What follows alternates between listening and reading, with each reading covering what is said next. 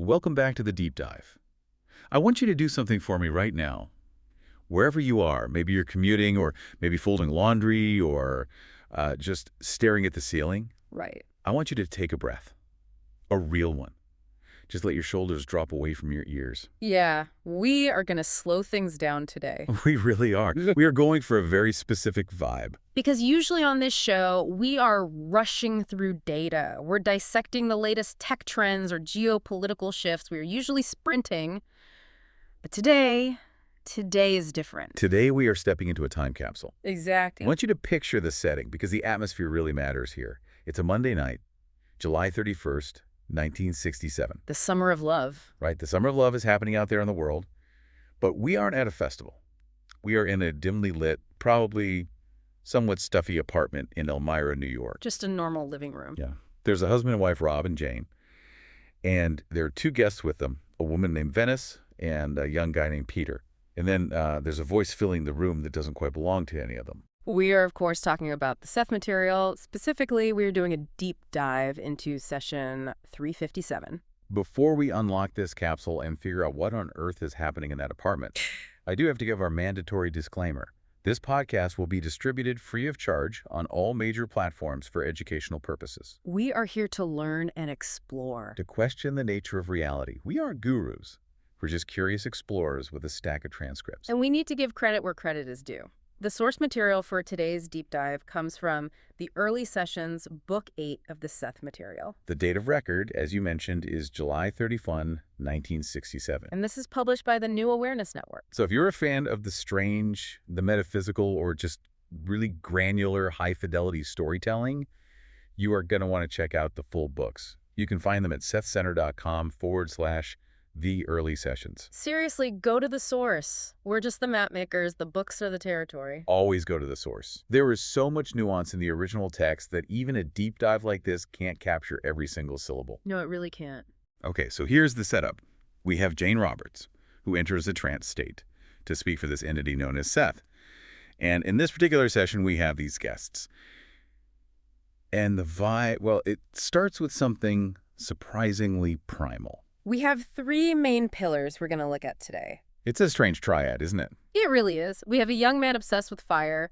We have a 17th century Dutch shopkeeper with a very peculiar high-tech thimble.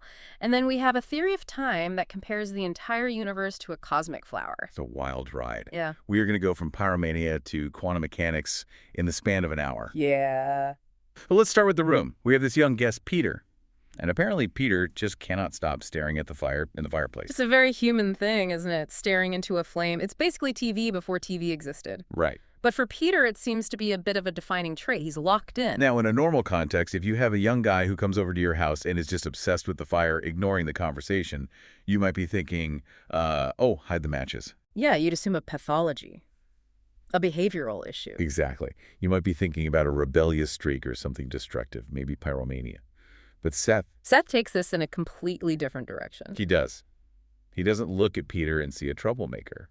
He looks at Peter and sees a brain that is hacking its own operating system. That's a great way to put it. He doesn't see it as a behavioral problem. He sees it as a neurological and consciousness mechanism. Let's look at the text. Seth addresses this right out of the gate. He says the light of fire has a soothing effect upon his nervous system. There is a tendency for spontaneous dissociation simply given freedom when he stares into flames. That word dissociation is doing a lot of heavy lifting there. Yeah, let's unpack that. Because usually when we hear dissociation in our modern context, we think of a mental health crisis. We think of trauma. We think of someone losing touch with reality in a bad way because they just can't handle the present moment. Exactly. In modern clinical psychology, dissociation is often a defense mechanism. But Seth is using it in a more mechanical, neutral sense. Right. He's describing the ability of the consciousness to shift its focus away from the physical outer reality and turn inward. It's not about escaping pain, it's about changing the channel. So it's not checking out, it's checking into somewhere else. Precisely. Seth notes that Peter has a tendency for spontaneous dissociation. It means his consciousness is naturally slippery. Slippery. I like that. Yeah, it doesn't want to stay locked in the rigid physical world of chair, table, floor. And the fire, the flickering light. It acts as a trigger. It's hypnotic. It's like the earliest form of a strobe light effect. It is. And Seth actually cracks a joke here. He says, regarding this discovery, if I may borrow a quote from another elderly gentleman, that is Elementary Watson. I love that. You have this disembodied entity who claims to have lived for centuries, quoting Sherlock Holmes. It shows his personality, doesn't it? He's not this stiff biblical voice from the clouds. He's witty. He pays attention to pop culture. But the point he's making is that flickering lights or warmth naturally induce this trance state. It's biology. It quiets the analytical mind and opens the intuitive door. But here is my question. Is this a bad thing for Peter? I mean, if you're constantly dissociating into a fireplace, aren't you missing out on life? Is Seth saying stop staring at the fire, you're going to dissociate too much? Not at all. He says there are no significant unhealthy elements in this regard for fire, so medically he's fine. Okay. However, and this is the expert advice part, he says the issue is a lack of discipline. Ah, okay. So it's not the act itself, it's the control. Seth says Peter is shifting focus without realizing that he does so. He's drifting. He's caught in the in-between. Not fully here, but not fully there. Right. He's not fully in the physical room, but he's not fully utilizing the inner senses either. He's just floating. That feels very relatable. I mean, how often do we find ourselves just doom scrolling on our phones or staring out a window? Yeah. Not really here, but not really there either. Just kind of Buffering. Buffering, yes. That is the perfect word for it. You are in a gray zone. And Seth says the goal isn't to stop the ability to shift focus. That ability is actually a gift. The goal is to do it on purpose. To be intentional about it. To be fully focused in physical reality when you need to be, like when you're driving a car, and fully focused in inner reality when you want to be, like when you're meditating or creating art. It's about being the driver, not a passenger. Right. He says training will allow a strong, disciplined focus within either reality. So staring at the fire is fine, Peter. Just make sure you know how to snap out of it. Exactly. It's about mastery of your own consciousness. Don't let the fire use you. You use the fire. Now, speaking of consciousness and entities, the other guest in the room, Venice, she's watching all this. She's watching Jane Roberts, who is a small woman speaking with this deeper voice, eyes closed, rocking in a chair. Yeah. And Venice has the question that I think every skeptic has when they first encounter this material.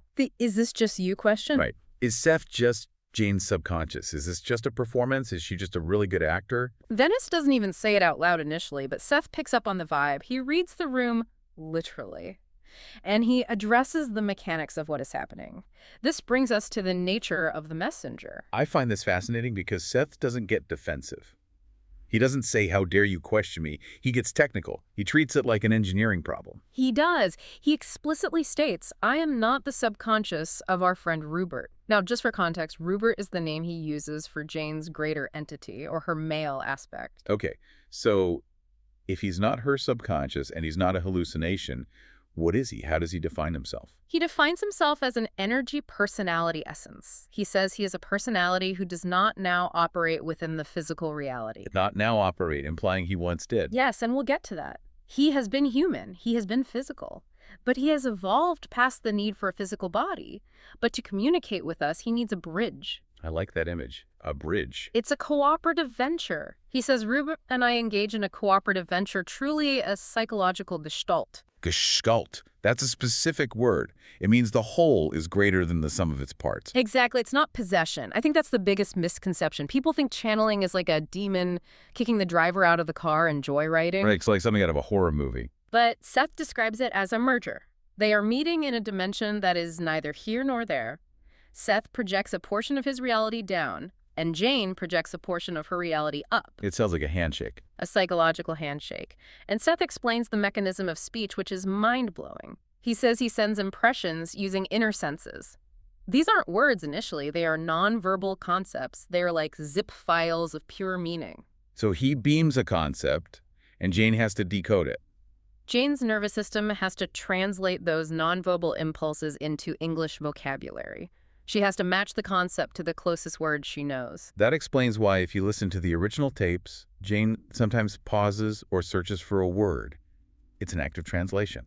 It is. Seth says the original perceptions are at a different level entirely. It's like downloading a massive file of pure knowledge, and Jane's brain has to unzip it and read it out loud in linear sentences.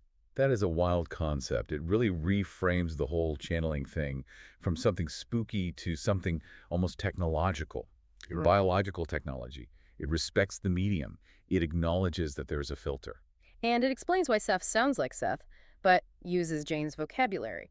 He's using her dictionary to tell his story. So we've established the fire gazing.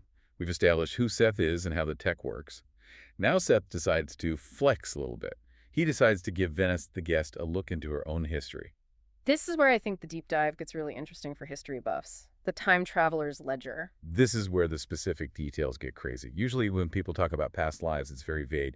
Oh, you were a princess in Egypt. You were a warrior in Rome. It's always something grand. Right. It's usually archetypal. It appeals to the ego. I was important. But Seth doesn't do that. He goes for the mundane. He takes Venice back to Amsterdam. The dates are incredibly specific. 1631 to 1658. He gives a name, Brunswick, phonetically at least, and he says this person was a shopkeeper. A male shopkeeper involved with a guild of artisans, specifically leather workers. It's so boring, and I mean that as a compliment. It feels real because it's so normal. But then Seth drops this detail that I just can't stop thinking about. He talks about one of the sons of this shopkeeper. Yes, the son who worked in water levels. Listen to this description from the text. I want to get this right because it's so weird. Seth says, "We are getting something here that is not clear. A small instrument used that seems to be the size of a thimble, but with something that resembles a slide rule on the top. This was the method of obtaining the data from which the water records came." A thimble-sized instrument with the slide rule on top. Why would you make that up? If you are Jane Roberts improvising a story in 1967, why that? That's the question. If you're improvising a story, you say he used a ruler or he used a gauge. But a thimble with a slide rule, that is a very specific mechanical artifact. It sounds like a specialized tool for a specific trade. It adds this layer of verisimilitude. That's the word, right? Verisimilitude. The appearance of being true or real. It suggests that Seth isn't just creating a narrative, he's looking at an image. He's seeing a specific object in 17th century Amsterdam and trying to describe it to people in 1967 who have no context for it. It looks like a thimble, but with a slide rule. You can almost see him squinting at the image across time, trying to figure out what he's looking at. And it fits the context perfectly. Amsterdam. Water levels. This is a society that lives and dies by the management of water, the levees, the canals. It makes perfect sense that there would be specialized guild-based tools for measuring this, perhaps for measuring pressure or depth in very small increments. It's fascinating. It's like an out-of-place artifact that in the psychic reading. And then he moves to the emotional side of that life, because it wasn't all thimbles and leather. No. There's tragedy. Seth mentions the wife. He gives a phonetic name, Viswa. He says she was of French descent near Bordeaux. And the cause of death? The plague. He says her people were destroyed in a plague. This is where the reincarnation data stops being just a list of facts and starts to feel heavy. You can really feel the loss. A shopkeeper in Amsterdam losing his French wife to the plague, raising 3 kids alone. It paints a vivid picture of resilience. It grounds the current personality of Venice in a history of struggle and survival. It says, you have been here before, you have felt this loss before, you survived, then you will survive now. Seth also mentions a life in the American Midwest. Yes, a town called Saco, or something sounding similar. He gets really granular with the population statistics here. It's almost comedic how specific he is. He does. He says the population was no more than 13,000 at the time at a peak period, and yet for a long time the population was but 3,000. Again, why those numbers? It's like he's reading a census report to them. It emphasizes that these lives are embedded in real history with real demographics. It's not a fairy tale. It creates a sense of concrete reality. And in this life, Venice was a woman named Grace. Her husband dealt in cloth or sacks. Material that was made into large bags or sacks. Again, very specific trade details. And right in the middle of this intense data dump, Seth breaks the fourth wall again. He asks Rob, who is scribbling all this down furiously, "Are your suffering fingers tired?" He knows he's talking fast. He knows the physical toll this takes on the scribe. It's a nice moment of empathy for Rob. It reminds us that this is a conversation, not a lecture. So we have the fire, we have the shopkeeper with the slide rule thimble, we have the census data, but then the session takes a major turn. We move from the personal history of Venice to the history of, well, everything. This is the philosophical core, the cosmic flower. This is the part that quite honestly gave me chills when I read it. It feels like the room temperature dropped 10 degrees. It's one of the most beautiful and complex metaphors in the entire Seth Material.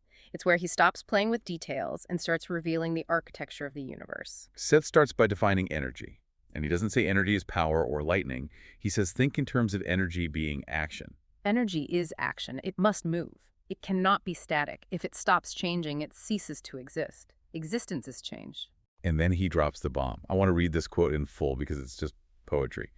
He says, "Imagine then action or energy, which is conscious exploding into bloom like some gigantic cosmic flower, spontaneously, instantaneously, and intuitively." A gigantic cosmic flower, exploding into bloom. But here's the kicker.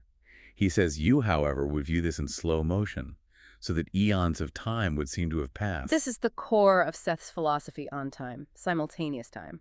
Break that down for us, because my brain hurts a little trying to grasp it. How can something be an explosion and also take eons? Okay, imagine a high-speed camera filming a flower blooming, or an explosion.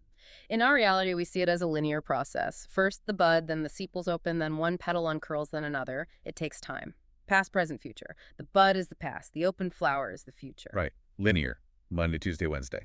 But Seth is saying that from the perspective of the energy itself, from the perspective of the flower, it happens all at once. The bloom is instantaneous.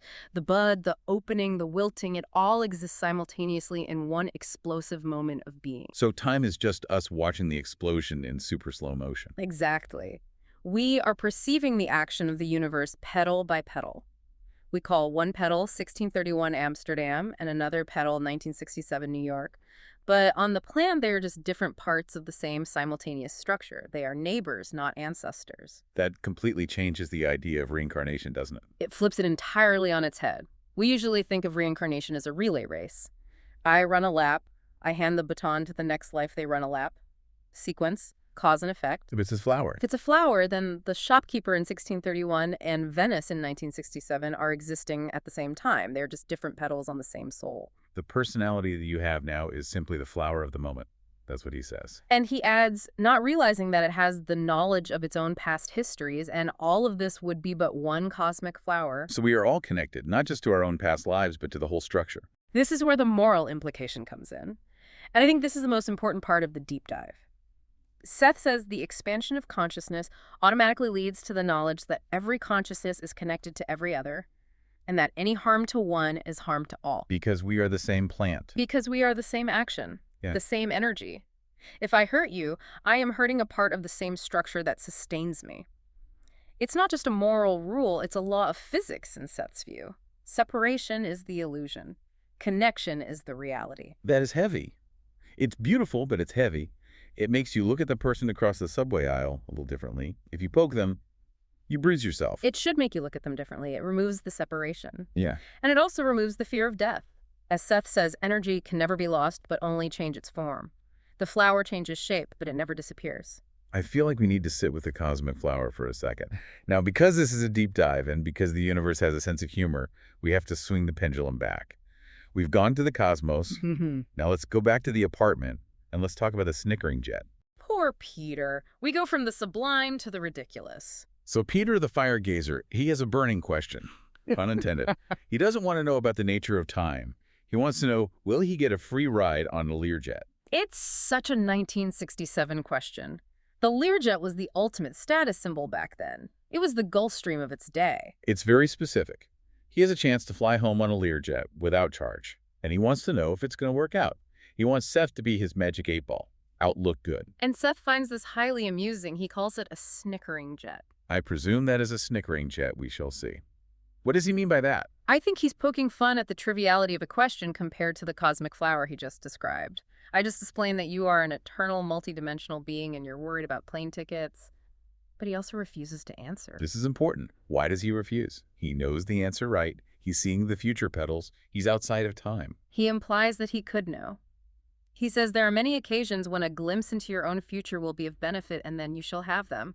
But in this case, no. He tells Peter, you want the answers to the wrong questions.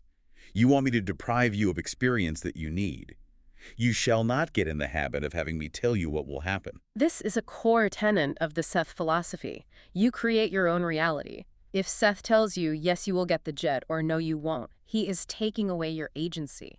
He is making you a passive observer of your life. He is spoiling the movie. He wants Peter to learn to manipulate reality, to create the outcome, not just wait for it. Exactly. He says questions as to the nature of reality and of existence, these will serve you better. Basically, kids, stop asking about the plane tickets. Ask me about the universe. But he does it with affection. He says, I say this in all good humor, we are still friends. He's like a stern but loving uncle. Keter also asks about something else strange. He mentions Ferd. Ah, yes. Ferd. Peter had done some automatic writing where you let your hand write without looking, and he thought he was channeling a spirit named Ferd. And Seth shuts this down too. He does. He says on this particular occasion, Ferd was not involved. Sorry, Ferd, you don't exist. Seth explains that Peter wasn't talking to a ghost. He was accessing his own intuition. He was dissociating enough, there's that word again, to let his own inner knowledge bubble up. This is actually really empowering. Seth is saying you don't need a spirit guide to be brilliant. You have this stuff inside you already. He even points out Peter's hidden talents. He says there's a rhythm-making talent here and an ability to work with numbers. Which connects back to the start, the fire gazing, the dissociation. It's all part of Peter's specific makeup. He's a guy who can drift into the inner world, grab some data, maybe rhythm, and bring it back. If he can learn the discipline. If you can learn the discipline, that seems to be the overarching theme of the night. Before the session ends, Venice asks for one last thing, her entity name. Right, and Seth gives it, Saricke. S-A-R-I-C-K-E. It's a stamp of identity, a name for the whole flower, not just the petal. It links her back to the shopkeeper and forward to whoever she becomes next. So let's look at the map we've drawn today. We've been through the fire and learned about neurological dissociation. We've been to 17th century Amsterdam to look at a slide rule thimble. We've seen the universe explode into a simultaneous flower. And we've been denied a ride on a Learjet. All in 1 hour in 1967. It's a dense session. It's a lot to process.